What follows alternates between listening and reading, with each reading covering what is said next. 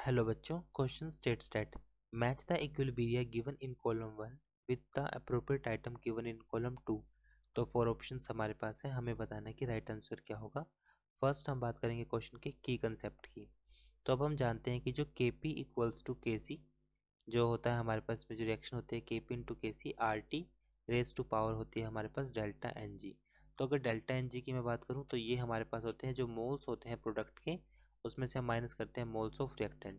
अब हम one by one हर एक क्वेश्चन को समझते हैं।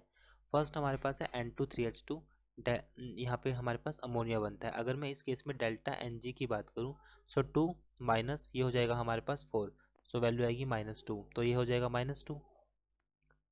सो डेल्टा एन जी के लिए तो -2 आएगी, बट हम यहाँ पे ये पॉइंट कह सकते हैं कि जो फर्स्ट है हमारे पास यहाँ पर ये भी गैस में, ये भी गैस में, ये भी गैस में, इट मीन्स ये हमारे पास क्या है, एक होमोजीनियस है। तो ये हमारे पास एक homogeneous equilibrium because reactant and product are in same phase. Second, अगर यहाँ पर देखो ये सॉलिड गैस है, ये हमारे पास किस में आ गई, गैस में है। तो ये भी क्या है हमारे पास, एक ये हमारे पास है heterogeneous equilibrium.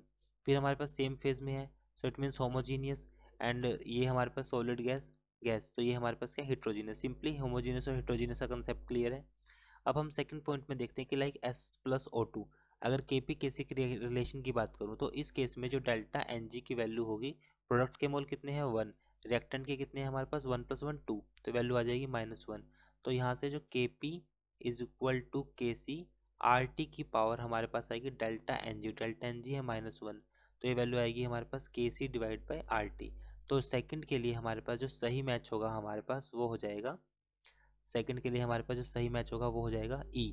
It means first के लिए तो सिंपली होमोजीनियस है, मीन्स डी है। सेकंड के लिए हमारे पास है, सेकंड के लिए जो मैच है हमारे पास एक तो ई है और एक हमारे पास ये हिट्रोजीनियस है, ई एंड डी हो गया। अब हम बात करते हैं थर्ड H2+, इसके लिए जो थर्ड है हमारे पास, एक तो ये होमोजीनियस है, होमोजीनियस मतलब डी है।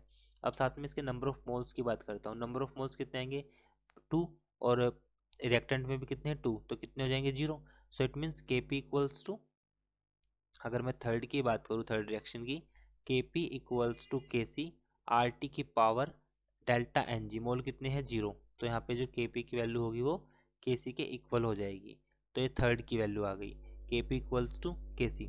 तो थर्ड के लिए हमारे पास क्या आएगा A, D and A. And last हमारे पास है C plus C O two, moles कितने हैं दोनों केस में, मोल्स इक्वल हैं, मोल्स अगर इक्वल हैं सो इट मीन्स यहाँ पर कितना हो जाएगा हमारे पास, सो डेल्टा एन जी की वैल्यू कितनी हो जाएगी 0। तो इसमें भी हमारे पास क्या आएगा, और ये क्या है हमारे पास, ये हिट्रोजीनियस एंड, तो मतलब सी एंड ए। तो इसका ऑप्शन जो इसका मैच करेगा हमारे पास फोर्थ के लिए वो हो जाएगा C and A. So this is our answer. I hope solution is understandable. Thank you.